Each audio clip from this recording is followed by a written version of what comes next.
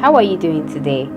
Ephesians chapter 4 verse 1 says, "Therefore I, a prisoner for serving the Lord, beg you to lead a life worthy of your calling, for you have been called by God." The NLT version. For me, I think that at certain points in our lives, there are two important questions we should ask ourselves. Reason being that answering these questions will help one in the next phase of their life. And the first question we should ask is, who am I? Identity is important because that's what makes your reality. Your identity gives you an insight into your personality. Yet so many, especially believers, struggle with their identity, and you begin to wonder why. It's very disturbing.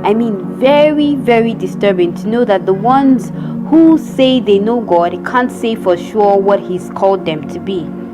Aside being called chosen and loved, royalty and a son, what else do you have to say about who you are? What else can you say about you that distinguishes you from another? Do you know why so many find it hard to grasp their calling?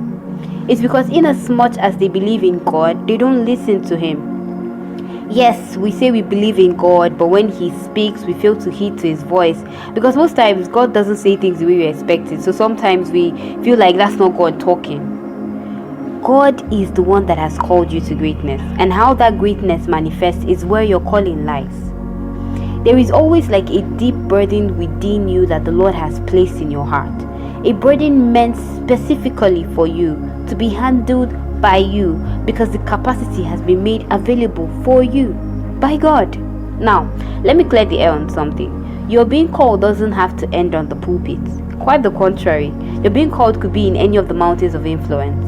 And by mountains of influence, I mean the media, the government, and the rest of them.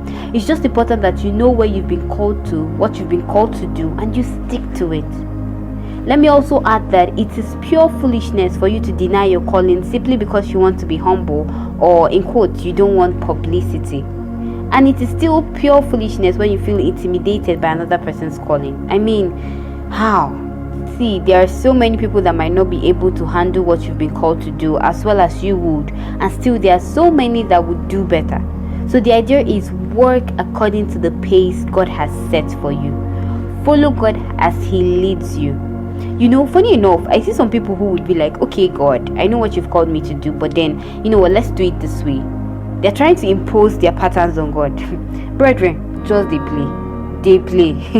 You cannot impose your ways on God, and you definitely cannot know better than God, especially when it comes to your calling.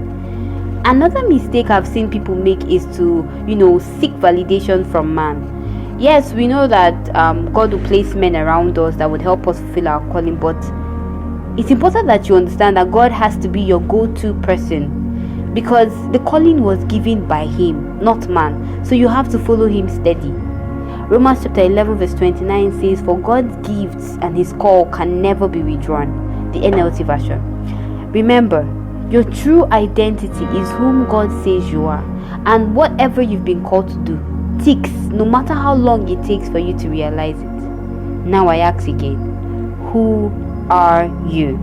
This is Word Inspire, and I do hope this made sense. Do have an amazing week, and God bless you.